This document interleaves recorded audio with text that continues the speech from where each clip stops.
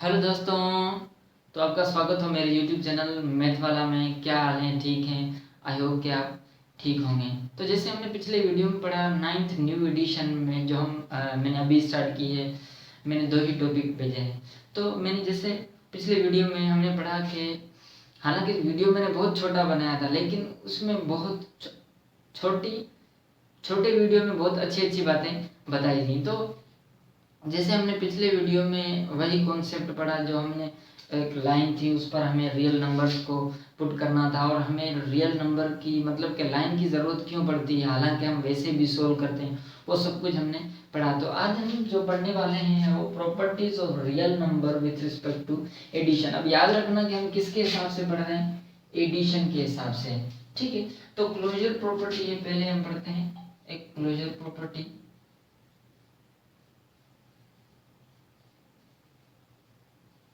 Closure property में 2 real number होते हैं।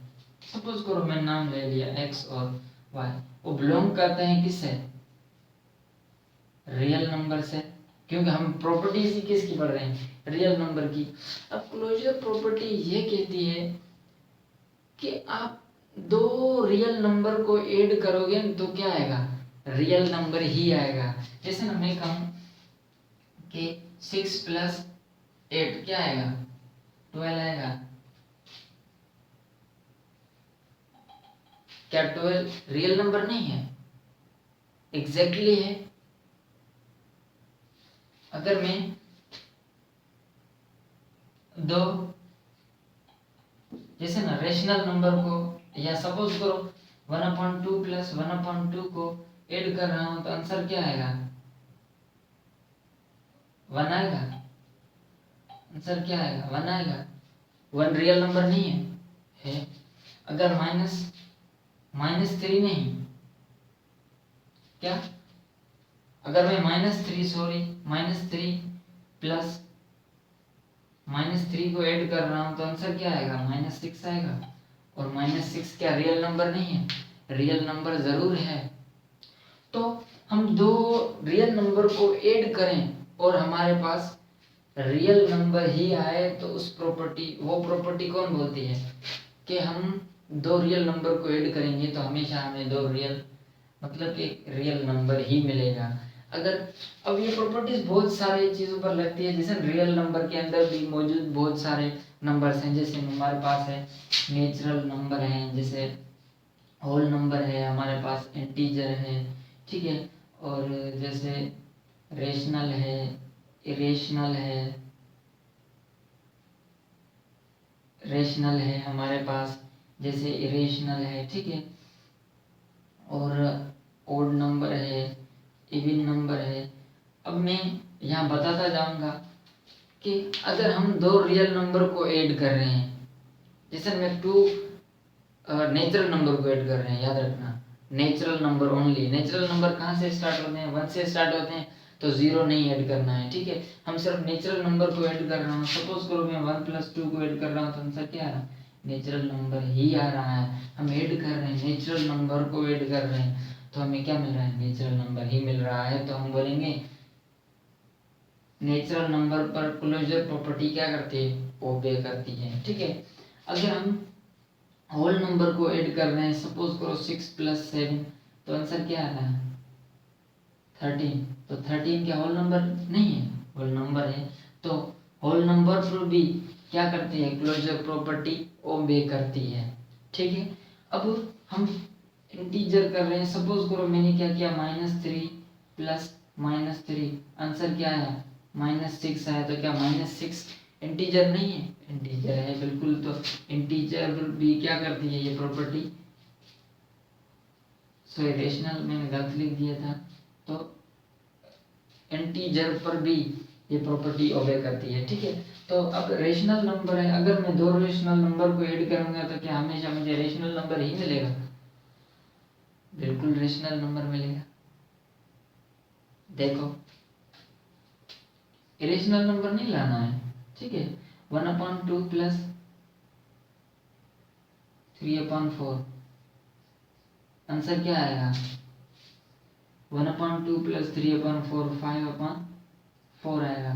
तो क्या 5/4 रेशनल नंबर नहीं है? रेशनल नंबर पर ओबे करेगी जरूर, लेकिन किसके हिसाब से? सिर्फ एडिशन के हिसाब से हम पढ़ रहे हैं, याद रखना, ठीक है।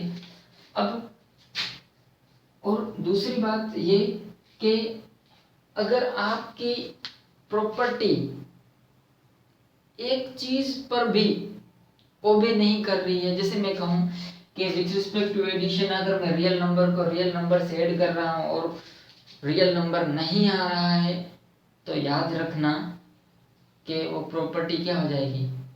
गलत हो जाएगी। एक चीज पर भी ओबे नहीं करेगी, पूरी प्रॉपर्टी गलत हो जाएगी, ठीक है।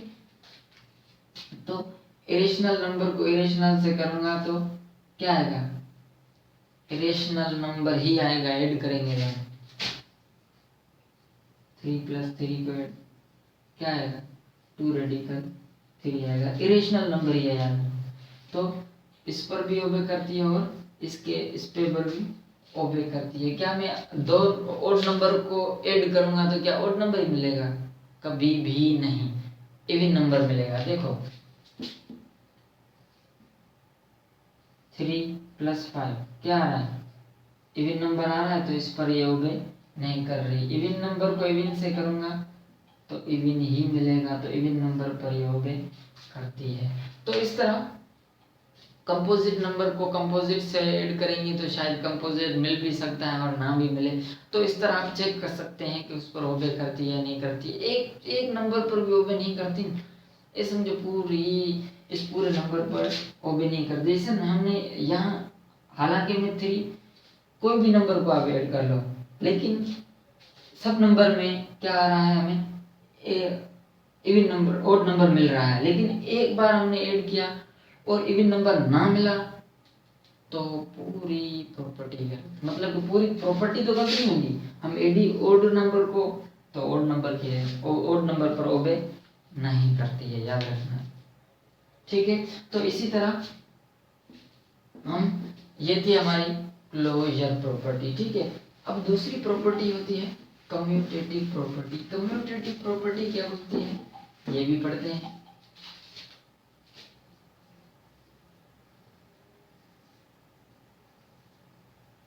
कम्यूटेटिव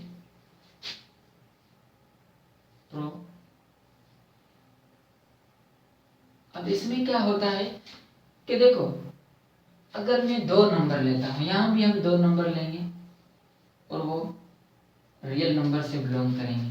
अगर मैं सपोज करो क्या करता हूँ, x को मल्टीप्लाई करता हूँ, x को प्लस करता हूँ y से और y को प्लस करता हूँ x से, तो आंसर क्या सेम आएगा? बिल्कुल ही सेम आएगा।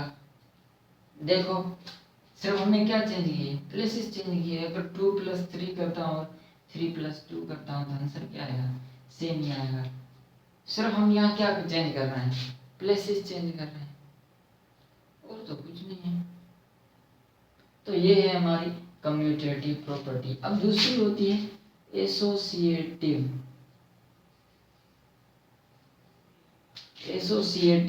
प्रॉपर्टी। क्या? Associative property. अब एसोसिएटिव प्रॉपर्टी में ये होता है कि अगर सपोज को इसमें हम 3 नंबर लेते हैं, क्या लेते हैं? 3 नंबर लेते हैं और वो 3 रियल नंबर लेंगे और बिलोंग करेंगे, रियल नंबर होंगे तो बिलोंग करेंगे रियल नंबर से, ठीक है।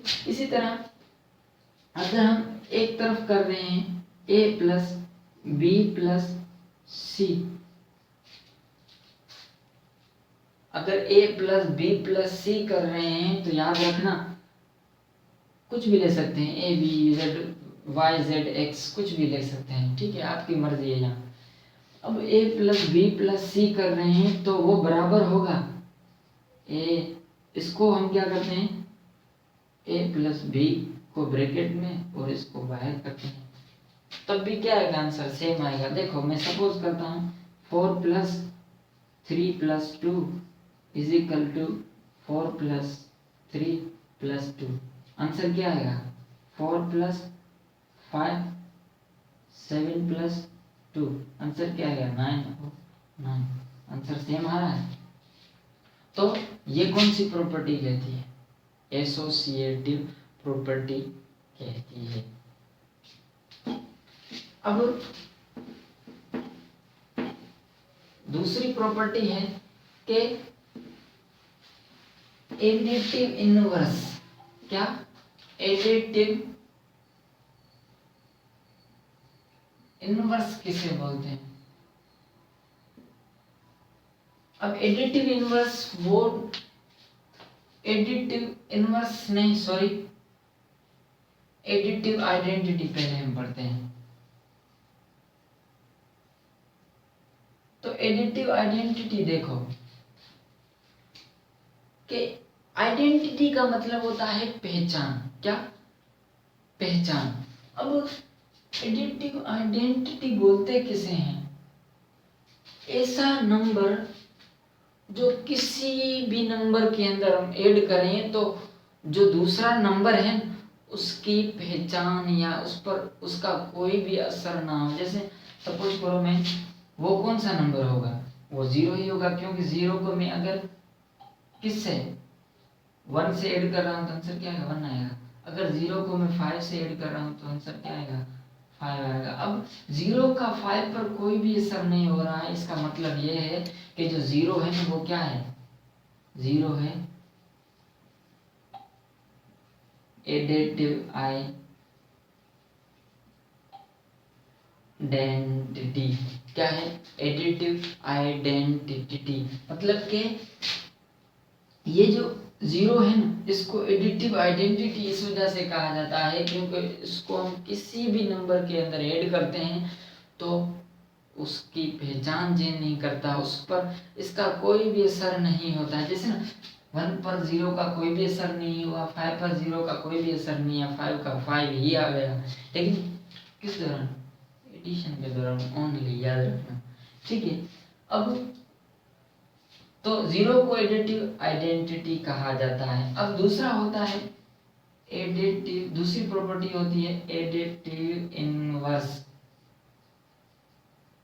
अब एडिटिव इनवर्स किसे बोलते हैं? जैसे ना सपोज करो मेरे पास कोई नंबर है 5, अब इसका एडिटिव इनवर्स 5 आ गया और मुझे आंसर मिला 0। तो याद रखना, एक नंबर है, उसका दूसरा नंबर है, ठीक है, उसको हमने ऐड किया उसके साथ तो आंसर 0 आ रहा है। तो याद रखना कि वो नंबर है उस नंबर का। जैसे मैं 5 को, एक नंबर है मेरे पास 5, ठीक है, उसके अंदर मैंने -5 क्या किया? ऐड किया और आंसर मुझे 0 मिल रहा है। आंसर 0 क्या मिल रहा है? एडिटिव आइडेंटिटी मिल रहा है। तो ऐसे समझो कि जो ना -5 है ना वो किसका? इसका एडिटिव इनवर्स है और +5 है वो इसका। दोनों एक दूसरे के क्या है? एडिटिव इनवर्स है। और हमें हमेशा हम अगर कोई भी नंबर का एडिटिव इनवर्स कर रहे हैं तो हमें आंसर जो मिलेगा वो 0 मिलेगा और 0 क्या होगा? एडिटिव आइडेंटिटी मिलेगा। जैसे सपोज करो -6 का एडिटिव इनवर्स क्या होगा? +6। -10 का एडिटिव इनवर्स क्या होगा? +10। 2 का एडिटिव इनवर्स क्या होगा? -2। -3 का क्या होगा? +3। तो हमें क्या मिलना चाहिए? ये चीज मिलनी चाहिए, एडिटिव आइडेंटिटी मिलनी चाहिए। तो हम बोलेंगे, अब हम बोलेंगे -6 है ना वो एडिटिव इनवर्स है 6 का, और 6 है वो एडिटिव इनवर्स है -6 का। तो आज सिर्फ हमारी यही प्रॉपर्टीज थी। तो आई होप कि आपको बिल्कुल अच्छे तरीके से समझ में आया होगा। अगर आपके मन में कोई भी क्वेश्चन है इन प्रॉपर्टीज के बारे में तो आप कमेंट सेक्शन में पूछ सकते हैं। और वीडियो इन तक देखने के लिए थैंक यू। और दूसरा मैं आपको एक बात बताने वाला था कि अगर आप इंग्लिश सीखना चाहते हैं तो मैं डिस्क्रिप्शन में लिंक भेज दूंगा और आप वहाँ से इंग्लिश चैनल, यूट्यूब चैनल पर जाइएगा और वीडियो देखिए और इंग्लिश सीखें, ठीक है। तो वीडियो एंड तक देखने के लिए थैंक यू।